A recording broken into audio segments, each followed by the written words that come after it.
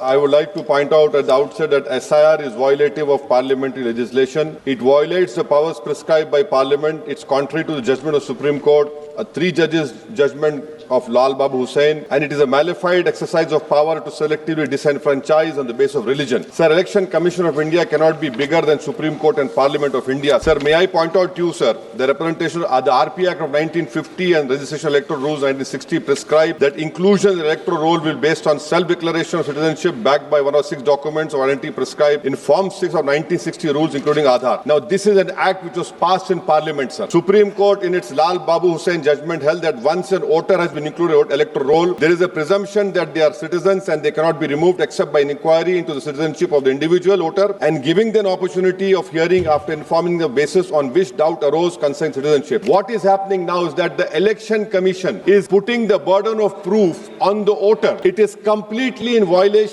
of the Representative of People Act 1950, Electoral Rules of 1960 passed by this House and the Supreme Court judgment of Lal Babu Hussain, sir. SIR, sir, has turned this head on its head and puts onus on the voters, sir. Sir, voters who were part of the electoral roll in 2025, instead of being given the benefit of presumption, are required to submit documents to prove the citizenship. The 2003 electoral roll is arbitrarily fixed at the baseline for which revision is being conducted. Sir, ECI is not a body empowered to go into question of citizenship. A power lies with Ministry of Home Affairs, Government of India, and Foreigners Tribunal created under the Foreigners Act. I would request this ruling party to please consider adopting a mixed member parliamentary system like Germany. Each voter has 2 votes, one for their MP and one for a political party. A tally is done. First, all local winners get seats, and the rest of seats are filled with the overall number of seats. Each party has matches roughly percentage. Secondly, sir, delimitation. Don't do delimitation like what you have done in Kashmir and in Assam. Because if BJP treats delimitation as another game, it has to win, then the loser is going to other political parties. But the loser will be country's democracy. Sir, right to vote. Ambedkar called it a principal theory of the Constitution. I would demand, I have put a private bill last assembly, the age of contesting elections for MLA and Lok Sabha should be brought down to 20. Rajya Sabha 25, for Vidhan Sabha 22.